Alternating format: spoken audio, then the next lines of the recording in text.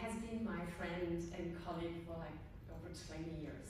She has joined the FLA before I did, really very early days FLA, and she's still with the organization. As I said, I don't know anyone who has built up so much expertise on working in and for and with stakeholders than Richa.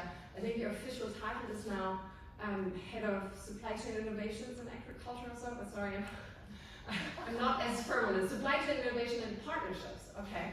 And I'm really delighted to have you here. Couldn't be any better. So once again, welcome, and over to you.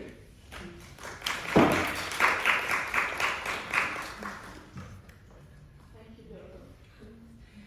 So quick, do you want to walk around like I do? Because I need to get my mic, which is the one way fun. Sorry? No, they don't get it. No, it's fine. Maybe just as a way of introduction. They're all students that are working towards a business degree, and they're almost done. So they want to be in business and they want to be part of the solution. So, all right, over to you. Thank you. Thank you, Doro. And what I can say is, Doro, you have an exceptional teacher because she mixes theory and practicality and having the experience. So I'm very happy to come to this class. So a little bit about what we are going to cover today. I have 30 minutes, so I'm going to go very fast because I think in the previous session, Dorothy has covered some of the items. So we'll talk about a little bit about what the Fair Labor Association is, how we work, our standards, and the interface with the legislations, and finally why companies join the FLA. So again, I'm not going to read out everything, and I'm happy to share these slides so you can share with everyone. So we are an MSI, so we have companies, universities, and civil society organizations as our members, and our mission is to improve working conditions through a collaborative effort of these three entities, plus the government. So really, the idea is not just to work with companies, not just to work with NGOs, not just to work with universities, but really with a collaborative effort of the three. And the way we function is we are different than certification. So many of you might have heard about fair trade, rainforest alliance certification, good certification. So certifications certify a facility, a farm, or a factory. What we look at is a company's human rights due diligence program. And what the three things that we look at is educate, evaluate, and impact. So what we start with is educating the companies on what the requirements are. And in the language of one of our colleagues, you can't assess, you can't give a final examination to companies as soon as they start. And you need to educate what they need to do. You need to work with them, you need to evaluate if they're making progress, and then you need to measure impact eventually on the workers. So that's really the framework of the FLA. In terms of the governance, as you can see, we have 18 board members. 6 are universities, 6 are companies, and 6 are civil society organizations, which also includes trade unions, which is the ultimate form of worker representative organizations. And we have an independent chair. Every decision that is made within the FLA, even down to what kind of tools we are going to use to evaluate, is decided by these three constituencies. And under that, what we have is we have caucuses. So the 3 different caucuses we have is Business Caucus, the University Caucus, and the NGO Caucus. So they basically discuss and caucus within themselves, and then they bring their recommendations at the board level, and then the board decides to proceed with a certain policy or a procedure or a program. Under that, what we also have is we have committees who actually are operational to look at different programs in place. And every single committee is, again, tripartite. So I lead the agriculture committee within the FLA, and we have 2 companies, Nestle and Olam. We have 2 NGOs, Oxfam and Global Fairness Initiative, and we have 2 universities, Michigan and University of Michigan and University of Washington, who then collectively make decisions about how the agriculture program should look like. And under that, we have the staff, headed by our president and CEO. And I lead the two programs within the FLA, which is Agriculture Accreditation Program and Strategic Projects in Supply Chain Innovation. And then we also have what we call the Manufacturing Accreditation Program. So think of it this way, when a company comes in, they have a choice and they can say, okay, I want to work with the FLA Tier 1 level because that's where I see a lot of my risk, and that's the apparel and footwear sector, and a lot of the company members are at the manufacturing program. But we also work with companies who have higher risk in agricultural supply chains like Nestle. So for example, cocoa, hazelnuts, or palm. So that's the program that we look under agriculture. And then we have, and I'll go into the other programs, but just to say we are not terribly big. We are about 42 people globally. So it is a small organization, but we do work with, we started in Washington DC, I'm based in Geneva, then we have an office in Turkey, in Côte d'Ivoire, but we have staff placed globally. The way we worked was staff followed where the work happened. So that's how it's more, it looks diverse. The basic feature or operational objective of the FLA is to hold companies accountable of their human rights due diligence practices in the supply chain. And when we started 20 years back, there were different names, what we used to use for human rights due diligence program: corporate social responsibility, social compliance. And I'm very, very thrilled that at least we have one definition now that kind of, compiles all the different terminology that we use now. So it's really making companies or holding companies accountable. And you may ask why, why this happened. So think of 30 years back. When 30 years back, companies always had their own reporting systems. They still produce these fabulous, very glossy reports to say, okay, I'm doing this, I'm doing that. But then there was no independent verification of if a company, what they are saying or what they are claiming, is it true or not. Now you see, lawsuits if a company is making poor claims. Now it was not back then. So FLA was really set up to independently verify what companies are claiming and if, and to independently publicly report on it. So it's really started as a watchdog function and an accountability function. And that's why what Dorothy said is so true. The participation is voluntary, but anything that you do after is not voluntary. And worse, it's publicly talked about. So it is a very high bar, and you will see that we don't have awful lot of companies who are members of the FLA. So we do have about 200 plus members. Majority of them are universities, 140 universities. We have about 16 companies globally, and then we have 16 CSOs in the CSO caucus, the Civil Society caucus. The reason why we hover around 50 to 60 companies is it's a very rigorous process.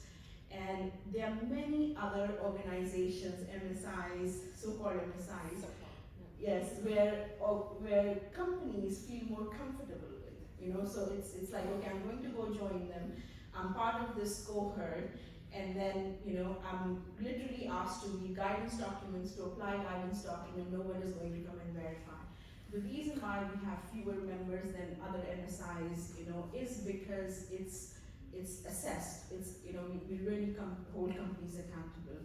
But this is really the overview of the three types of members that we have. This is just a snapshot of participating companies. And as you can see, we have majority of the companies are apparel and footwear companies. We also have sporting good companies, and then we have food and beverage companies. So latest we are working with Espresso now on their coffee supply chain to Nestle. So this is really the overview. And again, on our website you have more. The slide would only fit these many logos, but you can have the full membership view on our website. How we work. So, and this goes back to, I think nowadays we are hearing a lot of criticism about auditing, and auditing at the farm level or at the factory level. So again, the way FLA functions is really we try to establish a system where companies take responsibilities of their supply chain. And then we verify how companies are taking responsibility of the supply chain. So our direct relationship is with the companies and looking at their program, and then how it cascades down or cascades up, in their supply chain.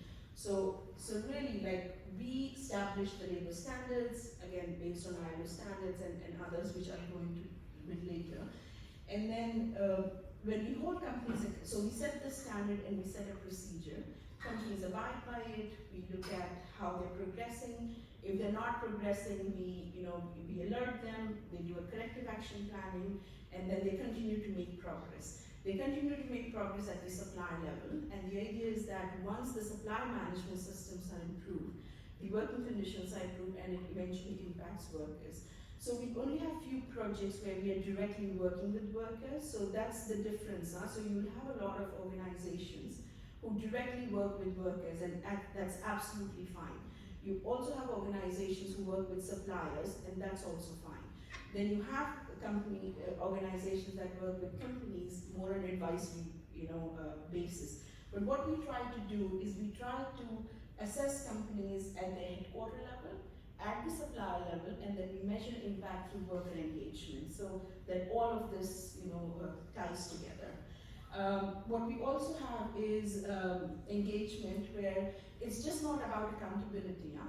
Because you can imagine, let's say you are a company and you have child labor in your cocoa supply chain. But child labor is not just in your supply chain, it's a systemic issue. It's an issue because there's poverty, there's lack of schools.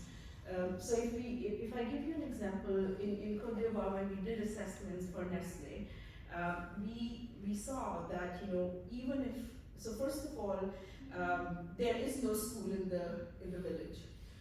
The nearest school is 10 kilometers, and how do you go? They have no transportation. I mean, they have hardly, food to eat.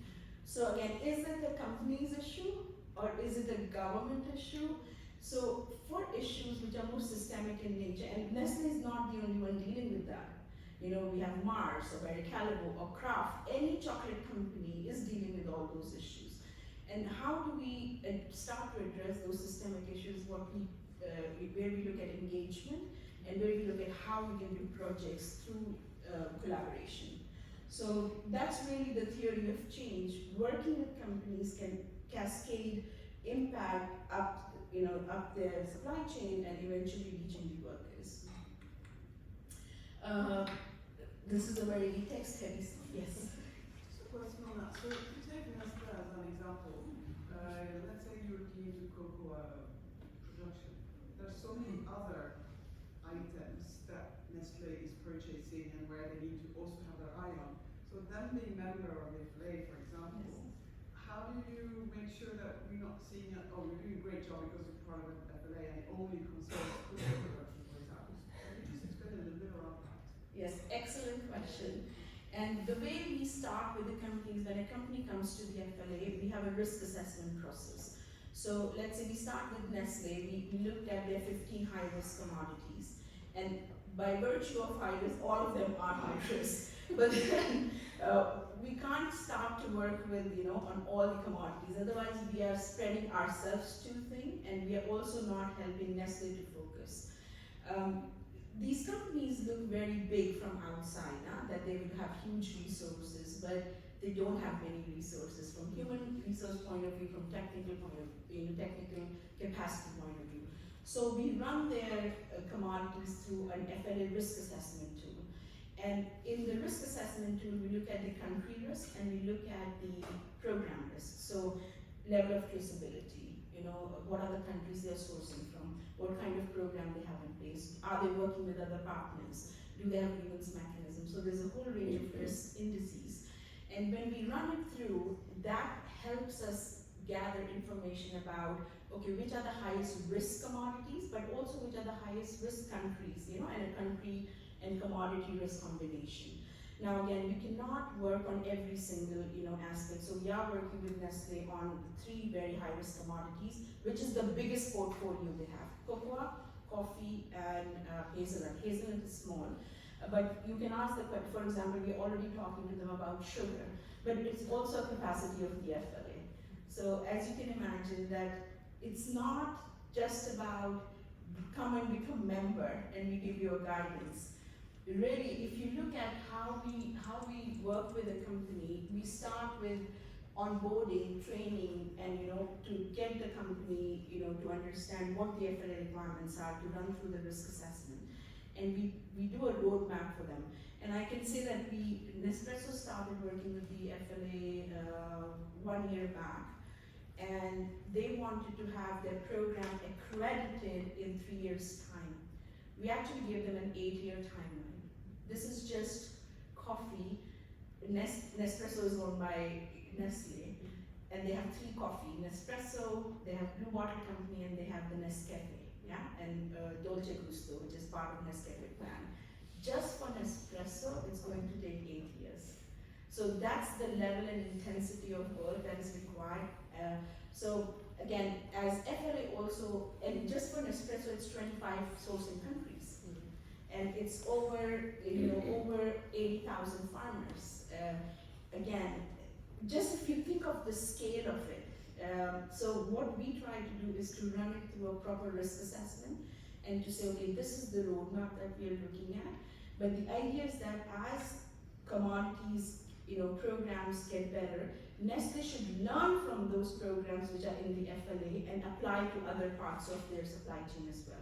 So Nescafe said that, okay, I'm going to learn what Nespresso is doing, and I'm going to start looking at how we can improve, within the Nescafe plan itself. There are certain elements that are at the HQ level. So commitment, so CEO commitment, resource allocation, advocacy, how company does advocacy. Those are across all commodities. So some parts of it are across all commodities, but then specific areas around responsible procurement, grievance mechanism, then we look at the commodity pillar in a way. So yeah, it's a good question, and what we could say is that if we scale too fast, I think we will lose the impact what we want to have. And I'll not quote another MSI. I'll quote another MSI, but not tell you the name of the MSI.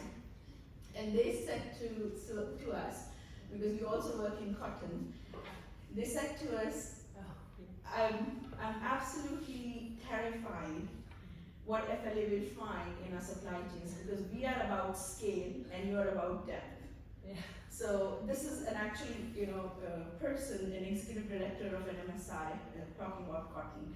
So again, we try to do a risk assessment, have a more structured approach to choosing the commodities. So the step 1 is really onboarding and training to let the company know, whether it's manufacturing or agriculture, what they are supposed to do. We help them with tools, we help them with trainings, with advice on how they can set up a system. And let me give you an example of hazelnuts, for example. I'll take OFI, Olam, as one of the companies who is a member of the FLA. About 8 years back, they came to the FLA and they said, we want to have a program in hazelnuts. And we're like, what do you know about your supply chain? They said, we have 3 suppliers, this is the volume, and this is the money that we paid. We asked them, do you know the regions where you're sourcing from? They said, yes, Turkey. And I'm like, okay, within Turkey, exactly where? And they're like, Black Sea region. Okay, so at least, we have like 2,000 kilometers. And then we're like, okay, can you tell us the villages where you're sourcing? They're like, no. And no one would disclose that information to them. So I think as you're practicing business and human rights, the legislations require full supply chain now. So it's not just tier 1. So the companies are now, tasked to actually trace their supply chain. So when we started, and they're like, okay, this is your plan. This is your traceability plan. And the issue that they faced was no one was ready to disclose their supply chain to them, because they're like, oh, you will bypass us and the company will directly go and buy from the farmers. So the intermediaries were very scared to disclose the supply chain. So it's not as simple. So it took them 3-4 years to get the trust of the intermediaries and to then start to map the supply chain. It took them about 7 years to have 100% traceability. So I'm just trying to help you imagine, when you are now thinking of human rights due diligence, it's not a project. It's a continuous improvement journey. It's like quality. Quality is not a project. when you work on a product line, quality is absolutely in the DNA of of that company. You have to have the quality, otherwise that product is not on the shelf. Similarly, with human rights and business and human rights, it now is coming to a point where it has to be absolutely integrated. There's no start date, there's a start date, but there's no finish date. So once we try to work with the companies, then our independent due diligence starts. And this is where we actually look at the human rights due diligence program of a company, and we have 74 benchmarks where we measure them against. And we basically do a gap analysis and say, okay, what you have in place, what you don't have in place. And then what we also do is so they have to have their own monitoring program. They're not outsourcing monitoring to us, and this is what audit and certifications do. So companies outsource their monitoring responsibility to certifications, and they say, certification bodies, you go to monitor farms, and once you certify the farms, I will pick from them, and that's fine. But again, is the social component strong or not? TBD. So when the companies start to have their own program and they start assessing, and they can work with partners, and that's fine, then FLA independently goes and look at 1 to 5% of their supply chain. As you can imagine, if there are 100,000 farms, we can't look at 5%, like it's huge. So we look at 1 to 5% of the farms, and then when we go to the farms, what we verify is what are the working conditions at the farm or the factory level, and what efforts the company has made in these in these workplaces. So what is a Nike program in this particular factory, and then we try to relate the working conditions to the Nike's program through their supplier. So the idea, because whatever the working conditions are or lack of working conditions are, they're always because of lack of management systems. And that lack of management systems tell what Nike is doing or isn't doing at the factory level through their suppliers. So that's how we try to interlink. And the reason why it's called independent is we work with independent assessors and organizations. So it's not the FLA staff who is actually doing the monitoring. This is completely an independent body who does monitoring, who has no connection with these companies. So they will arrive to a factory, they will arrive to a farm, they will use the standard, they will monitor it, and they will submit the report to us. And then we submit the report to a company, and they have to put a corrective action. And that's where so everything is with deadlines. So company has to align their standards with FLA standards within 12 months of joining the FLA. And this is not easy. I'll tell you, I don't know if I should use examples because... Just leave 10 minutes in the end for them to ask questions, but I love it. Yeah, so we are working with one of the cosmetic companies now, and they are thinking, okay, if we should become members of the FLA. So we did their standards review, and the standards, they have a very good standard, but of course it has gaps, like 4 or 5 gaps, okay? And we are like, okay, you need to update the standards within the 1 year of joining the FLA. And it's completely taken them by shock, because first of all, they thought that their standard is the best. Secondly, they have to get their procurement, they have to get their legal, they have to get their executive director's team to say, okay, we agree, because it's going to impact 30,000 suppliers that they have. So it is just not changing lines here and there. The idea is that, so if you're changing the standard, you're changing it for your entire business. So it's 30,000, and they're like, we just rolled out our standard last year. We haven't even finished, we haven't even finished rolling that out. I mean, now you're asking us to redo our standard. But again, if you want to join the FLA, you have to do it. There can be some leeway to say, okay, you do it in 2 years' time. But it's not, if they don't do it, they are put on special review, and then the board can decide to kick them out of the FLA. So that's the suspension or the really exit from the FLA. similarly, what they need to do is they need to disclose sourcing profile disclosure factory list. They have to publicly disclose every single factory they're sourcing from, plus all the countries. In the case of agriculture, the countries, the regions, the main suppliers. If they don't do it, they're put on special review again.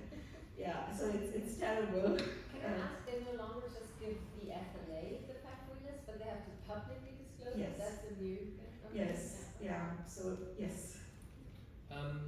How does the FLA put pressure on the company to implement these things?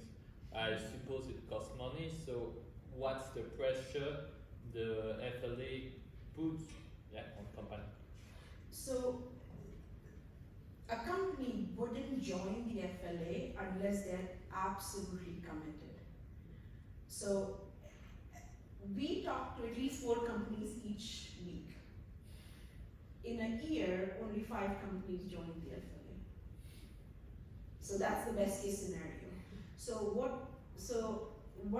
first of all, the companies are committed, okay? So the second is what Jyoti said, the peer-to-peer pressure. The third is public transparency. Whatever we do, we publish about it. So we are not a campaign organization. We don't necessarily mar the name of the company and say they're doing, nothing. But think of the CSOs. Think of, in the governance system, we have the civil society organizations. Everything is discussed with the CSOs in the room. So let's say Oxfam is in the room, okay? And they get to know, oh my goodness, Adidas is not disclosing its list. Oxfam is free to run a campaign against Adidas. FLA will not run it, but civil society organizations can do that. And we have CSOs in our CSO caucus who have sued Starbucks, for example, who have a court case against Nestle, and they're sitting in the same board. So the pressure comes into, so peer pressure, the CSO pressure, and then the transparency pressure. Yes.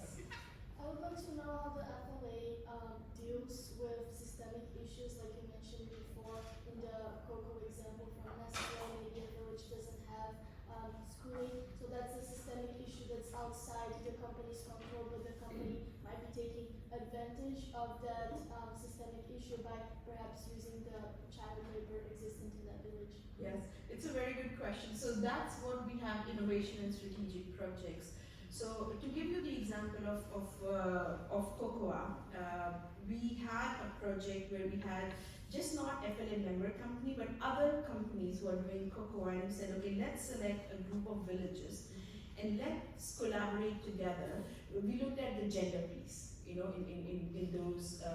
those villages, because one of the root causes of child labor is lack of income. And the idea was that how do we improve the income of these families in order for them to be able to send their children to school. So when we looked at the gender piece, we worked with GIZ. So this was a very collaborative effort. So the funding came from GIZ. The companies put in their own funding to make sure that the local suppliers. This is not easy. I mean, you can imagine that we drive for 6 hours from Abidjan, and the community leaders have to be bought in. And bought in meaning they have to buy into it, they have to commit to it. So the companies make that effort. FLA brings in the technical expertise. So we got 800 women together and we helped them learn to have their own vision. To say, okay, what livelihood, programs can you do? And someone started a poultry, little poultry one. Someone started a food, and all together they built a school in the community. And money, of course, was some of the money also came from the companies. But all of this requires a lot of hand-holding and on-the-ground work. So that was the FLA's role in terms of working with these companies. Working with the local government, which is Cote d'Ivoire government, the local municipality, as well as the German government for the funding itself. And we really then have to teach them how to do VSLAs, which is Village Saving Loan Association. So even if they earn, they spend. So these are classic development strategies.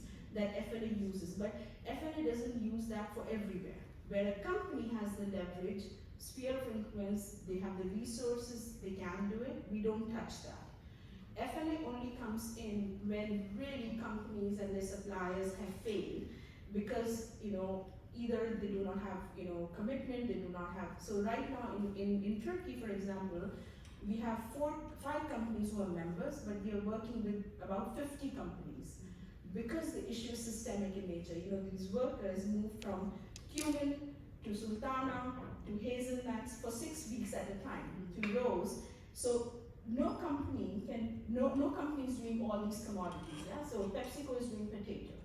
Let's say Coca-Cola is doing sugar.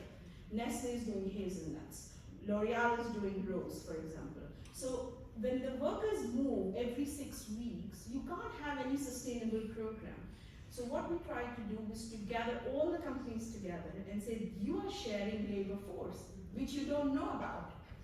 And so why can't we have the same standards in your own supply chain? Do it in Rose, do it in Sultana. So when workers are moving around, then they face the same situation, they will have the same working conditions.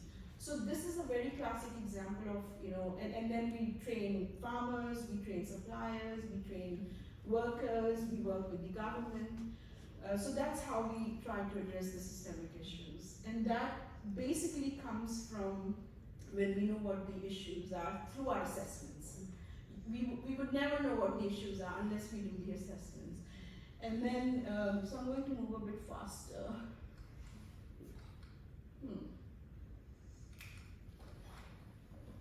Okay, let's see. And then finally, what we also have is we have CSO engagement and third-party complaints. So any third-party organization can complain to the FLA about a company's malpractices, and we will investigate into it. So, like you have the OECD, grievance mechanism process, the ombudsperson. So we have a similar, similar process. Now, what? And on this part, just for you to know, we had someone in class last week, Mark Bielda, I'm sure you know him, but he actually used an example from the FLA where the grievance mechanism sort of was used by a CSO. Yes. Yeah, so Great. You covered a portion of what we do already. And in our grievance mechanism, we have even resolved dispute between 2 trade unions within the same factory. So, okay. So you can imagine, this journey is not easy, and how do companies go through this journey itself? So these are the different milestones that companies go through, both for manufacturing and agriculture. And these are different points where we assess companies' program and we publicly report about it. So milestone 1 is governance and internal alignment. So unless the internal alignment happens within a company, each one is talking the same thing. You don't want a sustainability staff saying, okay, really we need to take care of human rights. Whereas the procurement staff, their 101 is buy cheapest, and best quality. So if the cheapest product comes at a very high labor cost, labor meaning human rights cost, you can't buy it, so they have to align. So this is what we call internal alignment, plus internal education on human rights. So once FLA verifies this internal alignment, we say that company has achieved milestone 1, and then we publicly report about it. Milestone 2 is implementation and monitoring. When they start to monitor, they have a grievance mechanism in place, they have supplier engagement. So it is not as simple as, and one of the things we look in supplier engagement, it's, traditionally what companies would do is they would say, go do this. It's not the case anymore. It has to be, let's do it together. So the supplier engagement has to be very much in hand, how companies want to, think about their own supply chains, and they have to support suppliers. So once they have the supplier engagement, the grievance mechanism, the monitoring, this is milestone 2. Milestone 3 is review and improvement. This is where we look at remediation plan. Integration and full implementation is, where they look at all high-risk countries together. And then final accreditation is when they have their program in high risk, low risk everywhere. And again, it could be a minimum 10-year journey. As you can imagine, that it's not easy if a company's program is in over 25 countries. Okay, the investigations we went through. We went through the project that I talked about. So the name of the project is Harvesting the Future. How we work, and lastly, we also have an e-learning platform where companies, universities. So just on the university side, we have 140 universities who are members. And in the US, I don't know if this happens here, but you have collegiate products. So you have a water bottle which says University of Geneva, or you have a T-shirt which says University of Geneva. We have that, but it's minuscule compared to The US. big shops in the US. Okay, so the US universities, how all of this started was students were protesting against sweatshops, So it was called Students Against Sweatshop Movement. And because a lot of students in the US were using collegiate products, which has Harvard or Michigan printed on it. And they said, we're not going to use these products if they're made in sweatshops. So that's why universities became members of the FLA, and they mandate their licensees. So whosoever is using their name on their product, those are called licensees, and the universities are licensors. So they mandate them to become a part of the FLA. And we have about 2,000 licensees who are members also of the FLA. And for them, they are very, very small companies. So for them, we have the e-learning platform, and anyone can use it, but it's really to say, okay, if you want to learn more, this is where you can go in terms of the e-learning. I'm going to go very quickly. You have gone through all of these standards. Yes, we have seen the emerging regulatory landscape, indeed. Yeah. Great. It's a very pretty map, though, that we have there. Okay, fantastic. Okay, so our benchmarks or our standards on HRDD are closely aligned with all of these guidelines and standards. So if you talk about the CHRB, the Sustainable Development Goals, the UN Guiding Principles, know the chain. So that's one of the benefits for companies to join, because once they go through the FLA process, they're also aligning with exactly the checkbox. This is a mapping of how FLA standards align with the Swiss child labor due diligence law, also with the EU, it's not MHRD anymore, but it's CSDD. And then we have the French duty of vigilance. So this is just to say that how they align with the existing legislations. So while the bar is really high, you actually capture a whole range of requirements. Yes. Can I just quickly ask, out of the 60 or so companies, how many have reached the end of the journey and are fully accredited members? 14. 14. Okay. Yes. And some of them are there for 20 years. Yes. For example, would Nike be fully accredited? Yes, Nike is fully accredited. However, yes. So I would say Patagonia is fully accredited, and we have no issues with them. Okay. Don't put this online. Okay. Okay. So just to say why companies actually join the FLA. Of course, This is to your question. Why should they? Yes. So first of all, the companies have pressure from legislation. Having these legislations is absolutely fantastic for the FLA, because it's not voluntary anymore. Companies have to do it. But what FLA provides is these legislations are very broad. So when you say, okay, do a risk assessment, that's what the legislations say. Where, how, should I focus on forced labor, child labor? Should I focus on environment? Should I focus on everything? How do I start to do the risk assessment itself? So FLA's system provides them operational guidelines on how to, do some of this work, which is then eventually going to help them with the legislation adherence. Also, a lot of financial institutions are asking before investing, so responsible investors, platforms. So a lot of Dutch investors, for example, really check how companies are performing.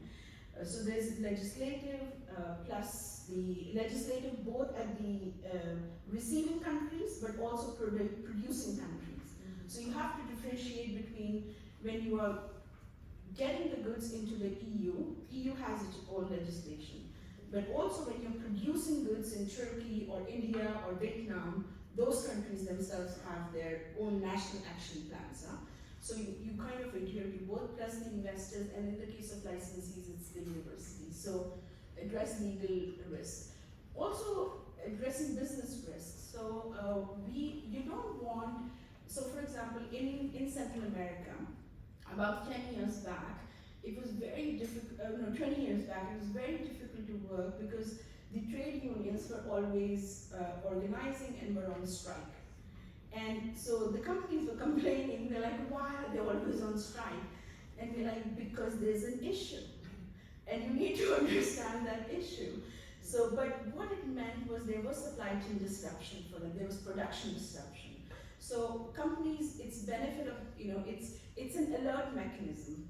Companies often think FLA will provide us an early alert mechanism to say if issues are going to happen, we are able to identify those issues in time. So it helps address the business risk. The reputational risk, I would say a lot of time people think reputation risk equivalent to financial risk. It's not the case. We have hardly seen any campaigns actually leading to less financial gains for the company. However, there is a reputational risk. Because often we think that reputation equals finance. It's not the case. We have seen it in the case of many companies, but reputation, of course, companies want to, and reputation not just from customers. Young people like all of you may not want, if you have a choice between an ethical company and a non-ethical company, you definitely want to work with an ethical company. So it's also to retain talent, it's also to retain, good stakeholders. So that's another one. The other thing is supply chain resilience risk. This is mainly about working with cohorts. So FLA, companies join because they can then say, okay, we are having this issue in Xinjiang. What do we do about it? So companies are not working alone. They're working with a group of peers who are facing similar issues. And this provides them a big, safe space to talk about these issues. And finally, governance risk, because of the structure of the FLA. It's not a talk shop. It's not, an association of only companies. It's really, you're working with CSOs all the time, and it provides them robustness and credibility to their program. Okay, so the FLA members love FLA, so 100% of them say that they would want to continue their membership and will recommend FLA membership. And one last thing I do want to talk about is the Know the Chain is an independent benchmarking organization, and they benchmark the top 100, top 100, after 10 everything is worse, so let's say top 100 companies. So amongst the top, it says top 3, but amongst the 5 top apparel companies, 4 are FLA companies. So this is the latest Know the Chain. So again, for companies, it's a huge pride to say, okay, I am in the top 5 or top 10. So, and the 4th member, who is not a FLA member, is an ex-FLA member. So just to say, so that's why companies, like to join. Okay, so you can find more information. Yes. Questions? We will be thrown out, just to say, in like 5 to 10 minutes. But let's take a couple of questions, and if there are more, I will pass them on to you. Sure, yes. All right, let's do that. So the FLA gives a better reputation to it's a reputation gain to the companies. We actually, our reporting is quite negative. So we say what is wrong with the company. We never say what is right with the company. But what we do say is they have achieved these milestones. So people who are in this sector, in this domain, know receiving FLA accreditation milestone is a big deal. But yeah, we are very bad in consumer education. So consumers who have no clue, we have no seal, we have decided against the seal. We make it very tough for the companies to claim anything, so that is one of the reasons why companies don't join. also. So I'll be very, honest. Like as I said, we have many companies, so we don't have a seal to say the companies are good. No, but what we on our website, on social media, what we say is that company is committed to it. They're doing this. It's the truth that we talk about, but we don't overstate the truth. Thank you very much for the presentation. It was very interesting, but I just wanted to go back to the members graph with, I mean, you don't have to, but I just wanted to ask, I saw that 85% or more of the members are in Northern America. Yes. And very, very little on the rest of the world. So do you have actually any planner strategy, or do you aim on like attracting members, let's say from Europe or Asia or? Yes, it's this is the fundamental question FLA is asking ourselves. But these 158 is 140 universities, and we don't have universities members as yet. In September, hopefully we'll sign an MOU with the Geneva Center of Business and Human Rights. But you're absolutely right that we don't have many companies. It's not that we're not reaching out. Let me put it. We don't have a fantastic marketing department. So first of all, we don't have. Kept secret, I would say. That's part of the problem. Yes, it's totally a problem. We don't market, but now we are trying to reach out. But as I said, that it's a very rigorous system. And companies, think of yourself as a company, okay? You have 10 options to choose from, yeah? Will you go for the best? Will you go for the worst? Or will you go somewhere in between where you're like, okay, I have 10 things with the best, but I have 9 or 8 things with somewhere in the middle, but my, effort is very little, it's 50%. Because companies have, choices now, so we are trying to reach out, but it is, as I said, it's really the committed companies. Having said that, FLA also don't want to work with companies who are not committed, because it's really, really a stress for us on our own capacity to work with these companies. And if you have one bad apple, it drags down the other ones that work so hard. Yes. So could we say in this case that you are a victim of your own success in a sense that I mean, if you are very strict and exigent with what you demand, well, companies who don't want to be at the same level don't want to collaborate with you. You have put it so perfectly. We are a victim of our own success. And I'll give you another example. We just, 2 years back, we banned all our companies to source from Xinjiang. Yeah, I mean, you know the issues in China and the Uyghur issues in Xinjiang. So any FLA member company who is sourcing from Xinjiang has to go out. So we lost 5 members because of that policy. Now, this year, we even made it more robust, and we said any company who is sourcing from China more than 50%, we cannot work with them, because our model is based on verification of what these companies are doing, and FLA cannot verify in China. So no one can actually truly verify in China. So on what basis can we say that these companies have good programs in place? So any company who has more than 50% production, so we are going to lose 7 companies this year because of this policy. Yeah. So, but it's a good point, and report back to your colleagues. Yes. Victim of your own success. But what's the choice? I mean, the question is this is a organization-wide dilemma and conflict to say, okay, how do we go about it? And till now, FLA has always gone for the best standard. CSOs have always won. But yeah. All right, I think we have to wrap this up. But this was fantastic. I remain a huge fan of you, Richa, of the FLA. I love this system, defending its rigor against a world where so much greenwashing and so much fluffiness exists.